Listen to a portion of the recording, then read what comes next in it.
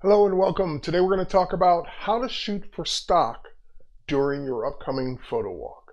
Photo walks are a blast because you get to get out and do some photography with a group, with more people that make it more interesting. You kind of see what they're doing and it's like, oh, I never thought about capturing that thing over there.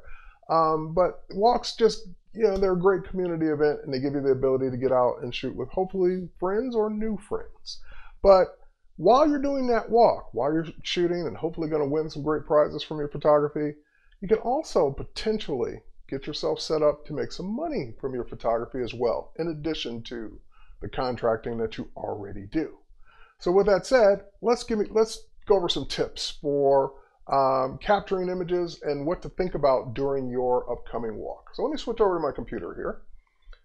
And now that I'm on the computer, let's just go in and talk a little bit about the kinds of things that work well for stock. Well, animals, although there can be a point where we have too many pet pictures. But think about animals in interesting locations, interesting places, things like that.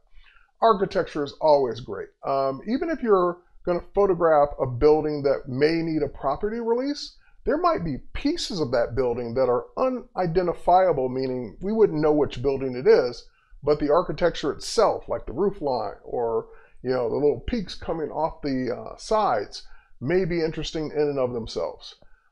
Food and drink are always good topics, especially if you can capture people having fun in a restaurant. Again, if you're going to capture faces, you might need a model release, but if you maybe capture silhouettes or things in interesting light where you don't need that release, it could be fun.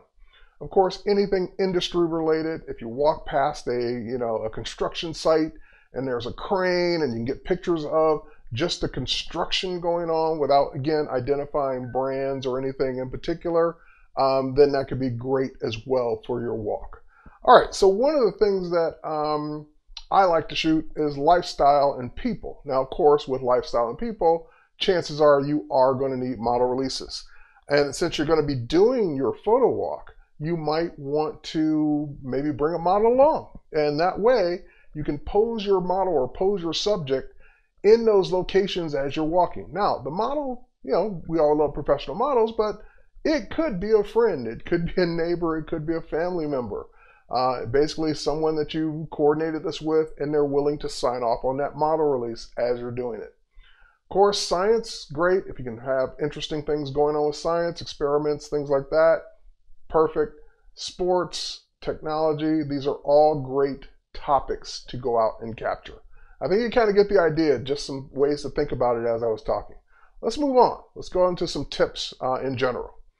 So first and foremost, understand what stock photography is used for. When you look at a scene like this, I probably wouldn't have composed it this way. I probably wouldn't have left so much headroom. But leaving headroom leaves it or makes it more interesting for a potential buyer so they know they can put their message at the top of your image, side of your image, bottom of your image. Again, if you're going to capture someone from the front, you definitely are going to need that model release if they're recognizable, but you may have been able to capture that same scene or just the shadow that would not need the model release. If you're going out to a specific spot, maybe go on Adobe Stock and do a search for that location to see what's already been captured and what's already there. Look for interesting colors and lines, just interesting perspectives and interesting contrast. Sometimes it's a matter of finding the stage and waiting for the action to happen. If you know that there's a specific tree where eventually a flock of birds will come and land at it, then be ready to go. Now that's a little harder to do on a photo walk because people are moving and you don't have time to wait. But in general, that might be one of the tips that you use going forward. Look for reflections. Things that are reflected in water are often great stock images.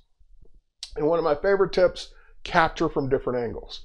If you look at a scene and everyone always walks up, stands in the exact same spot or close by and captures the exact same image, that doesn't do us any good. We probably already have that image that everyone else has captured.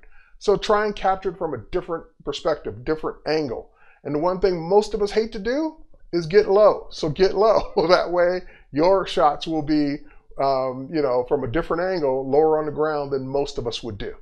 And of course, one of the interesting things is collections of things. So if you see a stack of something or a row of something or just basically a collection of something, that could be an interesting picture that can tell a story and could be great for stock. All right, we could go on and on about this, but I think it's time for you to really put get the wheels spinning in your head and get ready and get out there and capture images. Thanks for watching, and we'll catch you on the next one. Cheers, everybody.